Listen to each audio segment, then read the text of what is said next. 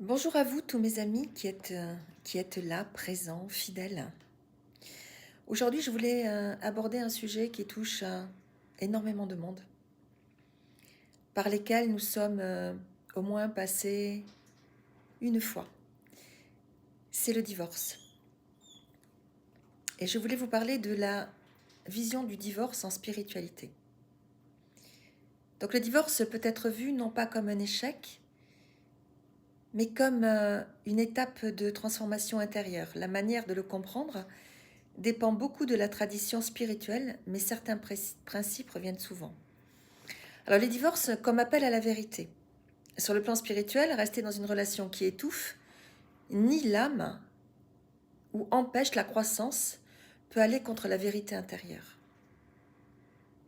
Se séparer peut alors être un acte de fidélité à soi, à son âme et parfois même à l'autre. La spiritualité valorise l'authenticité plus que la forme, une expérience de purification et de croissance. Le divorce traverse souvent la perte, la colère, la culpabilité, la peur, les doutes.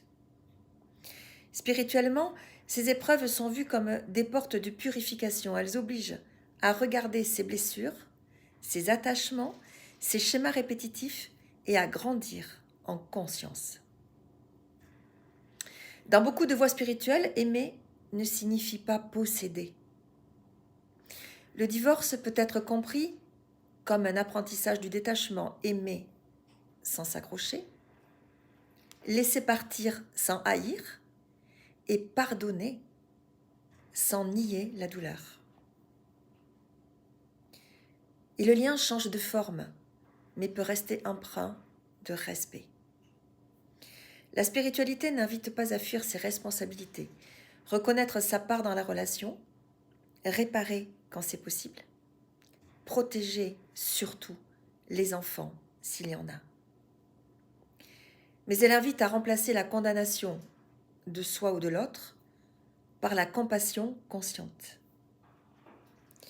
Beaucoup de traditions parlent de mort et de renaissance. Mort d'un projet, mort d'une identité, le nous, et mort d'illusion, d'horizon commun.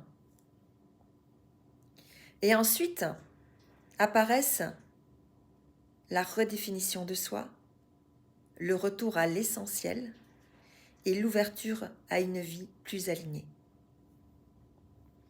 Le divorce n'annule pas l'amour vécu.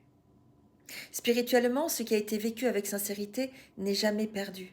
Même une relation qui se termine a servi à apprendre, à aimer, à évoluer. Elle a accompli sa fonction, même si elle n'était pas éternelle. Pourquoi ? Parce que tout est impermanent. Merci de m'avoir écouté, entendu. Merci pour vos likes. Et n'oubliez pas, vous êtes magique puisque votre âme agit.